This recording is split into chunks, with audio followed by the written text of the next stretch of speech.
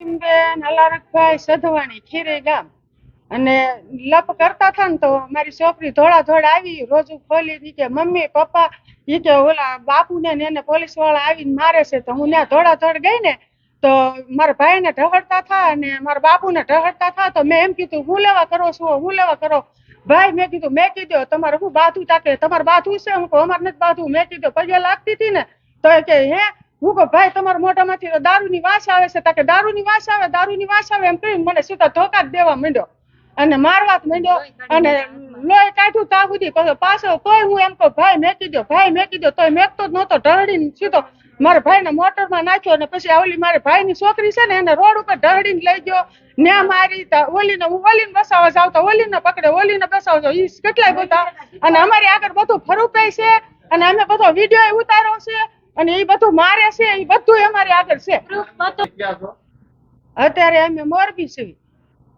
અને પેલા માળિયા લઈ ગયા હતા પછી ન્યા અમને હાથ નો ચાલ્યો ઈ બધા ઉતા છે પોલીસ વાળા ન્યા આવી ગયા અને અમે લોકો એમ કીધું કે અમારી સારવાર કરો અમારો કેસ લખો તો પોલીસ વાળા અમારી સામે આવ્યા અને પોલીસ વાળાએ શર્ટના બટન ખોલીને એમ કીધું અંદર આવતી રહ્યો એમ બોલવા મળ્યું તો અમે હું છોકરી બહેરાઓની જાત અંદર જઈએ અને ન્યા જઈને કીધું અહીંયા આવો અને ન્યા તો અમને ગામમાં તો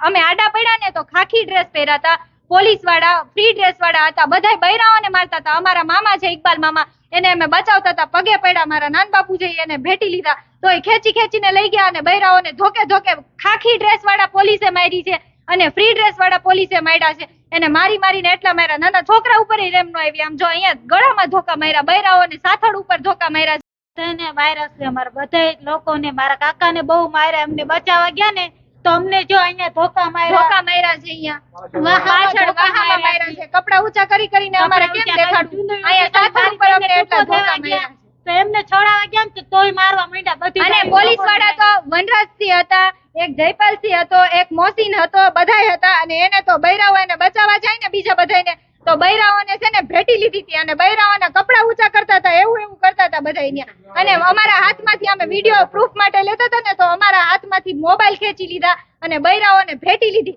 તો બૈરાઓને એવી રીતના તો ન કરાવાય ને હાવ બૈરા એનો કોઈ હક નથી અને એવા તો ક્યાં પોલીસ અને એવો કયો કાનૂન કે અમારા માટે અમને સહાય કરવાનો આવે ને બદલે અમને મારવા આવે અમને ધોકે બૈરાઓને મારી છે તમે કહેતા હોય ને તો અમે મહિલા પોલીસને અમારા કપડા ઉતારીને અમારા બધા જેટલા માર્યા છે ને બધા અમે એને દેખાડવા તૈયાર છીએ અમારી આગળ વિડીયો છે કે અમને કેવી રીતના માર્યા છે અમારા મામાને મારીને લઈ જતા હતા નાન બાપુને માર્યા છોકરીઓને મારી નાના છોકરાને માર્યા ધોકા માર્યા એવી રીતના અમને ઉલાડીને મારતા હતા છતાં એને રેમ નો આવીને અમને લઈ ગયા અને અમને એટલા માર્યા છે છોકરા વગર વાકે માર્યા છે અમારો ખાલી અમને એટલું જ ન્યાય જોઈએ છે કે અમને વગર વાકે હું કામ માર્યા અને બૈરાઓ ઉપર એમને આવી રીતના હાથ ન ઉપાડવા જોઈએ આવી રીતના કરે છે બધા ઘડી અમને મારવા આવે છે ઘડી હેરાન કરે છે હકેથી અમને રોટલો નથી ખાવા દેતા સાહેબ રોજે પોલીસ વાળા આવે રોજે અમને મારે છે અમારા ઘરવાળા અમારા ઘરે આદમી ન હોય તો બૈરાઓ ઉપર એવા જુલમ કરે છે